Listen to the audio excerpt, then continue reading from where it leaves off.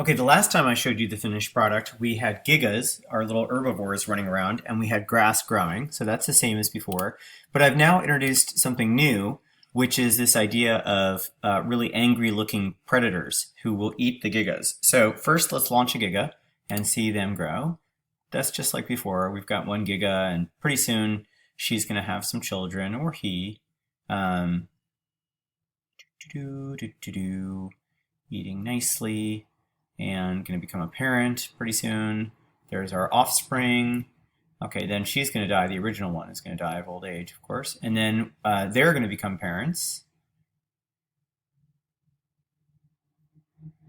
assuming there's enough grass for them to eat, which I think there probably will be. Okay, good. So now we've got a lot of gigas. Now, one way to control a population of gigas, of course, is to introduce a predator. So let's go ahead and introduce a predator. They run around and eat the predators, and when they eat, they take a little break. They rest for a second.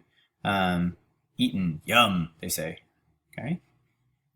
And we only have one predator in here, two at the moment. They don't reproduce very quickly, but if I introduce more of them, let's say 9 predators are in here, we're going to see that the giga count is never going to get as big as it was before.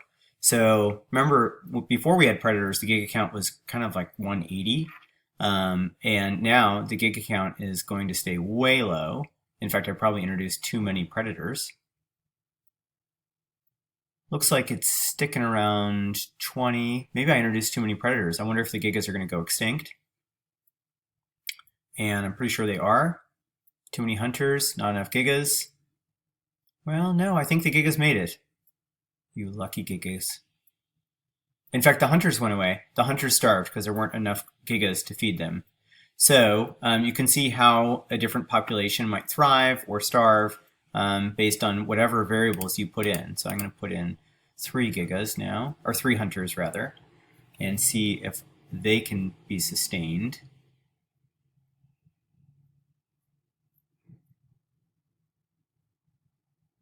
We're up to 4 hunters, 3 hunters, 2 hunters.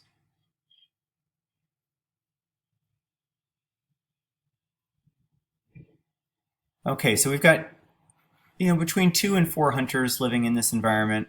And look at the giga count. The giga count is going to be much more stable than it was before. Still not totally stable. It's going to go up and down, but it's never going to get quite as high as it did before. Last time it was up to, well, no, it's still pretty darn high.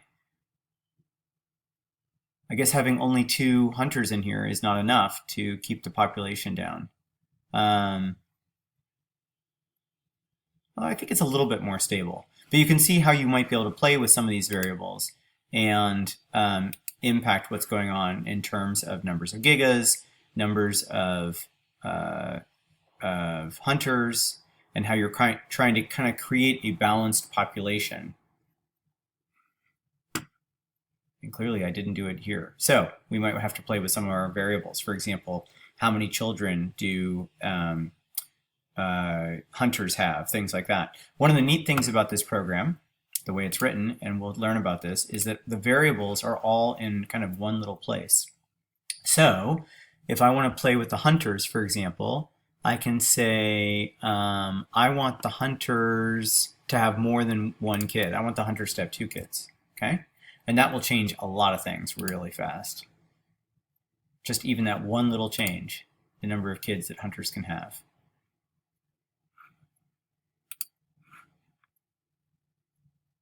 Let's wait for her to have some children. Gosh, she eats a lot of grass. Well, if you're hungry, grass is really pretty delicious. I don't know how often you eat grass, but I enjoy it. It's great with a little bit of a cream sauce. Okay, here we are. We've got more of our little gigas running around. And now let's introduce a hunter. And let's see what this does. This is going to be a kind of different thing because now the hunters have 2 children. So, assuming he doesn't starve to death. Oh, he starved to death. He didn't hit any gigas. Oh, he got a giga, so he's not going to starve to death. Or she. And happily eating. It's going to be a parent soon. I'm looking at my little hunter. Oh, became a parent. And you can see the hunter count is at 2. Soon the hunter count will double and then double again, probably. 6 or 5.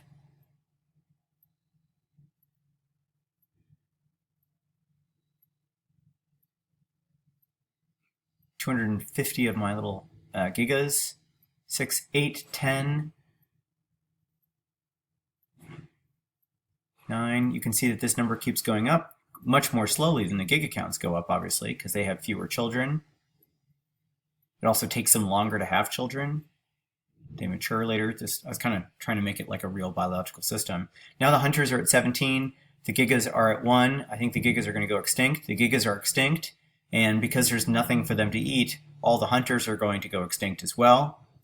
And we're just going to be left with a field of grass. So you can see how playing with these variables really changes what's going on. And this is what a modeler would do, trying to understand any complex system. How fun. Love this.